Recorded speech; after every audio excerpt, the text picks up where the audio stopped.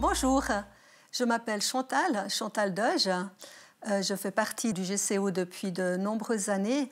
Et puis, j'ai eu un téléphone mercredi dernier de Caroline me demandant si j'étais d'accord de témoigner.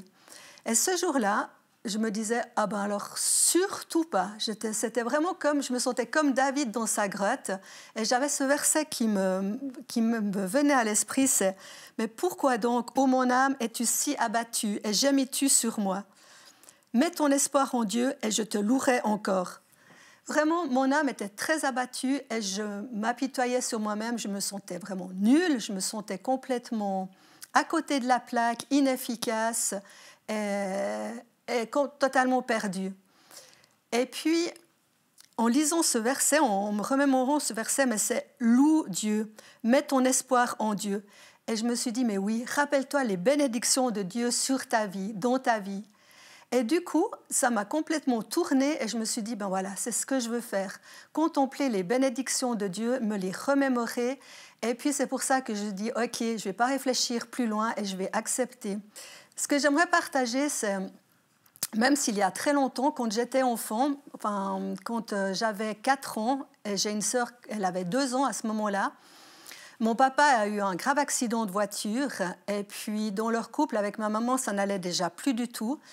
Et à la suite de cet accident, ils ont décidé de se séparer. Étonnamment pour l'époque, en fait, c'est mon papa qui a obtenu la garde de moi et de ma sœur.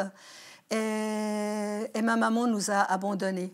En fait, elle n'arrivait pas à s'occuper de nous, à s'occuper d'enfants. Il y avait trop de problèmes dans sa vie et puis trop d'autres choses. Donc du coup, voilà, elle nous a abandonnés.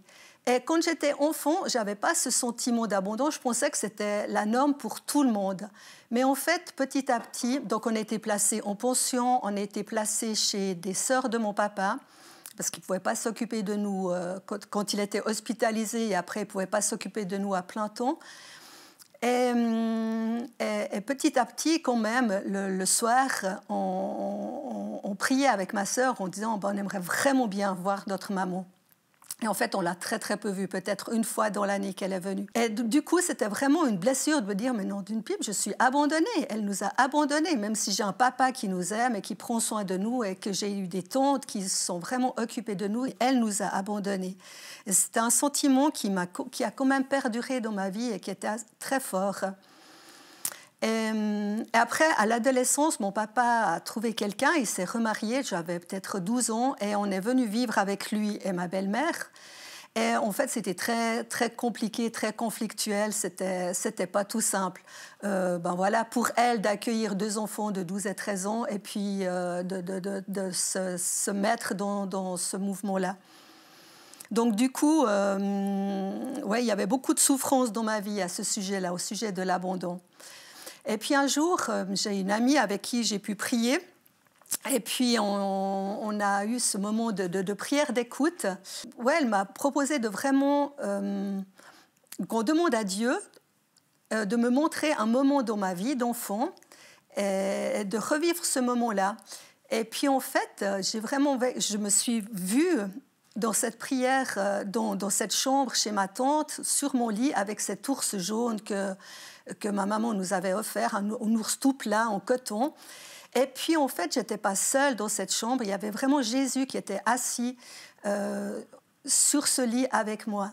Et du coup, ça m'a vraiment réconfortée en me disant, non, peut-être que dans la réalité, ma maman terrestre m'a abandonnée, mais dans la vérité, Dieu ne m'a pas abandonnée. Il y avait même son fils qui était à mes côtés à ce moment-là. Et ça a vraiment été un réconfort et un tournant pour me dire, voilà, ça, c'est la vérité. Je suis aimée de Dieu, je suis enfant de Dieu, et même s'il y a une fragilité en moi, cette vérité-là, je peux la vivre. Et du coup, ça a été un gros réconfort, même si ça reste, pour moi, une fragilité. Une autre grande bénédiction, je crois, pour ma vie, c'est que j'ai rencontré Achel, on s'est mariés, et c'est mon mari. Et en fait, je réalise, quand je me suis replongée dans ces bénédictions de Dieu, mais en fait, ce n'est pas n'importe qui. C'est l'homme qui a été placé à mes côtés, mais c'est quelqu'un de joyeux, de confiant, qui est bourré de défis, qui a envie d'aller de l'avant, qui qui n'a pas froid aux yeux, qui est courageux. Et en fait, complètement différent de moi, alors que moi qui suis plutôt une peureuse, qui suis à me poser mais 36 fois la question avant d'agir, lui serait plutôt du style d'agir et de réfléchir après. Mais en fait, quand je vois ça comme une bénédiction, ça m'encourage à aller de l'avant. Et puis quand je me replie sur moi-même et que je suis abattue, je vois plutôt tout ça comme des mauvais côtés qui m'ennuient dans ma vie. Et puis en fait, je me dis non, ça c'est pas la vérité de nouveau. C'est de me dire, mais la vérité de Dieu, c'est que tel qu'il est à mes côtés, avec ses qualités, c'est pour me booster aussi, pour aller de l'avant. Et c'est vraiment une richesse. Et je dis vraiment merci Seigneur. On a 4 enfants qui sont adultes et c'est magnifique de pouvoir cheminer avec eux et de pouvoir réaliser que, non, l'angoisse que j'avais en étant mère la première fois, c'est est-ce que je vais les abandonner? Mais maintenant, je ne les ai pas abandonnés. C'est vraiment Dieu m'a donné un amour fou pour eux et c'est aussi une sacrée bénédiction. Et puis, en 2010, Achel est tombé malade. Et là, il y a eu un grand aussi bouleversement dans notre vie, dans ma manière aussi de voir, dans ma relation avec Dieu, de dire, voilà, là, il y a Achel qui est malade, mais Dieu est avec nous. Dieu va prendre soin de nous. Et vraiment, quand je me faisais beaucoup de soucis, quand je m'inquiétais, et que je prenais quand même du temps avec Dieu, il y a ce verset-là dans Marc 11, 22, qui dit « Ayez foi en Dieu. Si quelqu'un dit à cette colline « Soulève-toi et jette-toi dans la mer » sans douter dans son cœur, en croyant que ce qu'il dit va s'accomplir, la chose s'accomplira pour lui. Ce que vous demandez dans vos prières, croyez que vous l'avez reçu et cela vous sera accordé. » En fait, pour moi, dans ma vie, à ce moment-là, cette colline à laquelle je devais parler, de se dire « soulève-toi et jette-toi dans la mer », c'était surtout la peur, c'était surtout l'angoisse, et puis de nouveau ce sentiment d'abandon. Et je devais vraiment parler à cette colline de peur, d'angoisse, d'abandon, « soulève-toi et jette-toi dans la mer ». Et en fait, plus j'arrivais à le faire, plus je le croyais dans mon cœur, plus je le mettais en pratique dans mes paroles et dans mes pensées, et plus je voyais que ça s'accomplissait dans ma vie. Et ça, c'est vraiment formidable. Et je dirais que ce n'était pas juste en 2010, mais en fait, c'était en 2011, 2012, etc. Puis même maintenant, tout le temps, tous les jours, que je dois revenir à ça pour dire, cette vérité-là, je la veux dans ma vie et je veux dire à cette colline, mais jette-toi dans la mer, soulève-toi et jette-toi dans la mer. Oui, en fait, c'est pas forcément... tu dois te le répéter plusieurs fois, c'est pas forcément acquis tout de suite. Non, pour moi, c'est pas acquis tout de suite. C'est vraiment... je retombe souvent je me laisse de nouveau emporter par mes angoisses, mais quand je le dis, c'est de nouveau une réalité, une vérité que je peux vivre dans ma vie. Et tu sens cette paix au fond de toi? Oui. Et du coup, c'est ça m'encourage à m'enraciner à ce rocher, à garder cette relation avec Dieu, en fait, quotidienne, journalière, même minute après minute, parce que c'est ça qui m'apporte cette sécurité et puis ce courage d'aller de l'avant. Je sais que tu as beaucoup de choses sur ton cœur aussi, que tu es impliquée aussi. Est-ce que tu peux nous parler un peu de tes implications?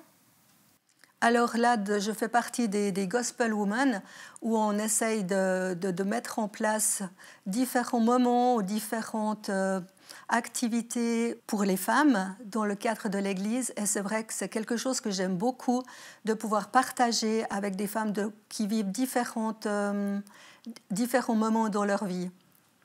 Oui, c'est vraiment quelque chose que j'ai à cœur. C'est précieux. Et je trouve très beau ce que tu nous partages, cette profondeur, je trouve, de ce que Dieu a fait dans ta vie. Et je crois que s'il l'a fait dans la tienne, il peut le faire dans chacune. Oui, exactement. On a vraiment un Dieu qui est un Père pour nous, et quand on peut le réaliser, quand on peut le saisir dans notre être intérieur, ça fait vraiment une sacrée différence. Quoi qu'on vive.